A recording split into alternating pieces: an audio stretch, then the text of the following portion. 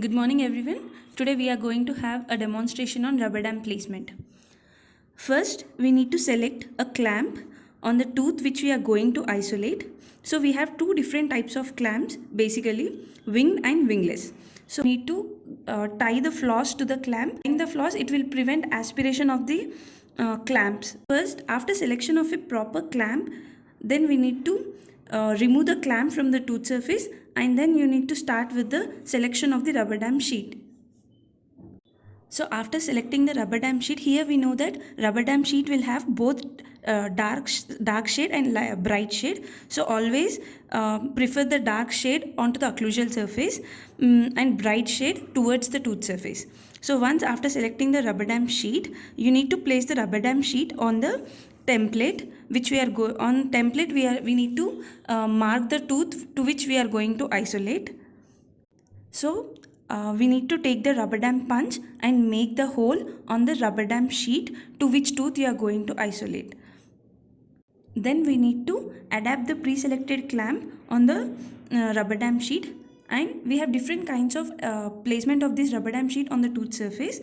Now in this procedure we are going to use both like a rubber dam frame and rubber dam clamp are going to be placed at the same time. So first we need to insert the clamp onto the rubber dam sheet.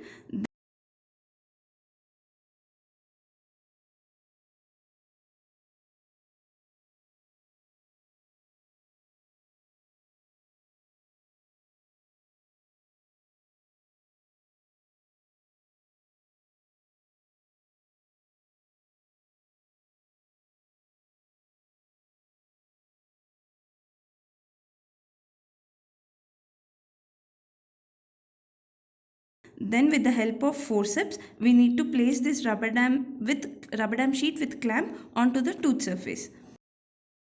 Many advantages while using the rubber dam.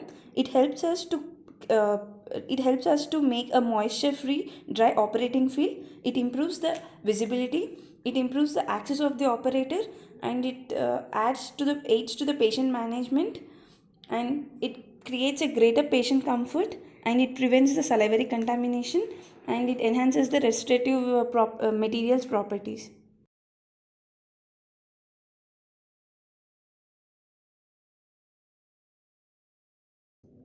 Then once after the clamp got fixed onto the tooth surface, you need to stabilize the rubber dam sheet with the help of a rubber dam frame.